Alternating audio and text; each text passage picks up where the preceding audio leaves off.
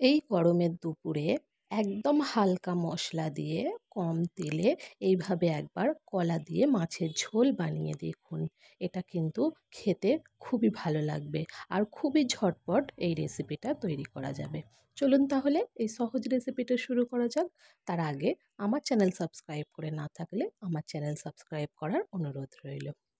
কলা দিয়ে মাছের ঝোল বানানোর জন্য আমি এখানে রুই মাছ নিয়েছি। মাছগুলোকে আমি লবণ আর সামান্য হলুদ দিয়ে মাখিয়ে রেখে দিয়েছিলাম 10 মিনিটের জন্য। এখানে আমি রুই মাছ নিয়েছি, আপনারা চাইলে যে কোনো মাছ নিতে পারেন। আর যেহেতু কলা দিয়ে মাছের ঝোল, তাই এখানে আমি 4টে কাঁচকলা নিয়েছিলাম, যেটাকে আমি এইভাবে লম্বা লম্বা করে কেটে লবণ হলুদ জলে ডুবিয়ে রেখেছি যাতে এটাতে কালো না লাগে। আর এখানে আমি দুটো আলুকে এইভাবে লম্বা লম্বা করে কেটে নিয়েছি। চলুন তাহলে এবার রেসিপি শুরু করা যাক।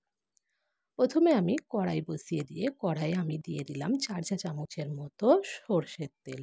রেসিপিটা সর্ষের তেলে করার চেষ্টা করবেন, এতে করে এটা খেতে খুবই ভালো লাগবে।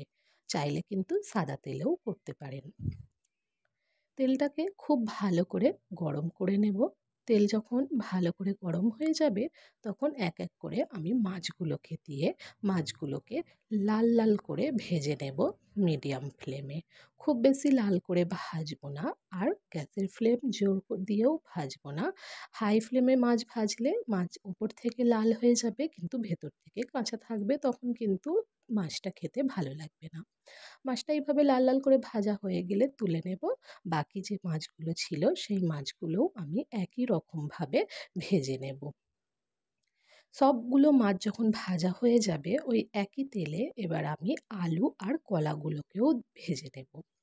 আলু আর কলা সামান্য লবণ আর হলুদ দিয়ে ভেজে তুলে নেব। এইভাবে একবার আলু কলাকে একটু ভেজে নেবেন, তাহলে দেখবেন এই ঝোলের স্বাদটা আরও বাড়িয়ে দেবে। কলা আলু দুটো যখন একটু লাল লাল হতে শুরু করবে, তখন আমি এগুলোকে তুলে নেব। অতি অবশ্যই এগুলোকে হাই ফ্লেমে ভাজবেন, না হলে কিন্তু কলা খুব তাড়াতাড়ি নরম হয়ে যাবে। ওই কড়াইয়ে আরও 2 চা চামচ সর্ষের তেল গরম করে নেব।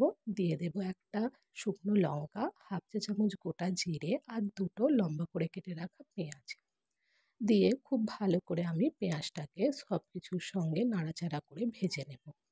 পেঁয়াজ খুব বেশি ব্রাউন করে ভাজবো না। যখন এইভাবে একটু ব্রাউন হতে শুরু করবে, তখন আমি এর মধ্যে দিয়ে দেব রসুন বাটা 1/2 চা চামচ। এখানে চাইলে আপনারা আদাও ব্যবহার করতে পারেন, কিন্তু আমি কাঁচকলাতে আদা না দিতেই পছন্দ করি।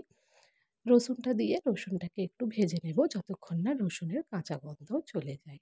তারপর এর মধ্যে দিয়ে দেব একটা টমেটো কুচি, স্বাদ অনুযায়ী লবণ, 1/2 চা চামচ হলুদ গুঁড়ো আর দিয়ে দিলাম 1 চা চামচের মতো কাশ্মীরি লাল লঙ্কার গুঁড়ো। সামান্য জল দিয়ে মশলাটা কষিয়ে নেব। এখানে কিন্তু কাশ্মীরি লঙ্কার গুঁড়োটা নাও দিতে পারেন, শুধুমাত্র এটা কালারের জন্য দেওয়া। যদি আপনারা কালার পছন্দ না করেন, শুধুমাত্র এখানে হলুদ গুঁড়ো দিয়ে এইভাবে একবার মাছের ঝোলটা বানিয়ে দেখবেন, খেতে কিন্তু খুবই ভালো লাগবে। তারপর মশলাটা আমি ঢাকা দিয়ে দিয়ে খুব ভালো করে কষিয়ে নেব। আর যদি জলের প্রয়োজন হয়, মশলা যদি নিচে লেগে যায়, তাহলে কিন্তু 2 চা চামচ করে জল দিয়ে দিয়ে মশলাটাকে খুব ভালো করে কষিয়ে নিতে হবে যতক্ষণ না মশলা থেকে তেল ছেড়ে দেয়। মশলা থেকে তেল ছেড়ে দিলে তখন আমি এর মধ্যে ভেজে রাখা কলা আলুগুলো দিয়ে দেব। দিয়ে আবারও গ্যাসের ফ্লেম মিডিয়াম রেখে খুব ভালো করে কষিয়ে নেব। প্রয়োজনে 2 চা চামচ করে জল দিয়ে দিয়ে কষিয়ে নেবেন, তাহলে মশলা নিচে লেগে যাবে না আর কষানোটাও খুব সুন্দর হবে।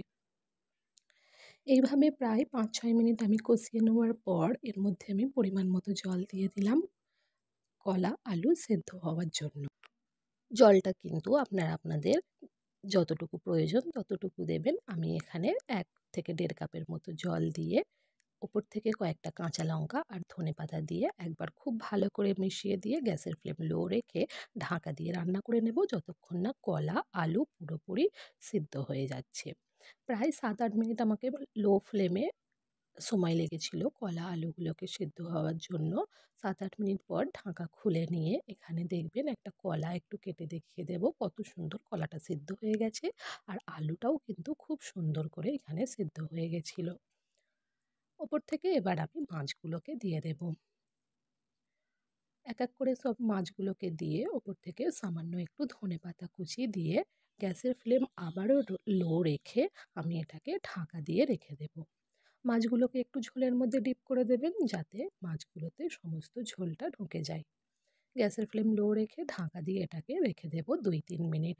2-3 মিনিট পর ঢাকা খুললেই দেখতে পাবেন কলা দিয়ে আলুর মাছের ঝোল একেবারেই রেডি হয়ে গেছে। গরম গরম ভাতের সঙ্গে এই গরমের দুপুরে একবার এইভাবে কলা আলুর ঝোল বানিয়ে দেখুন, খেতে খুবই ভালো লাগবে।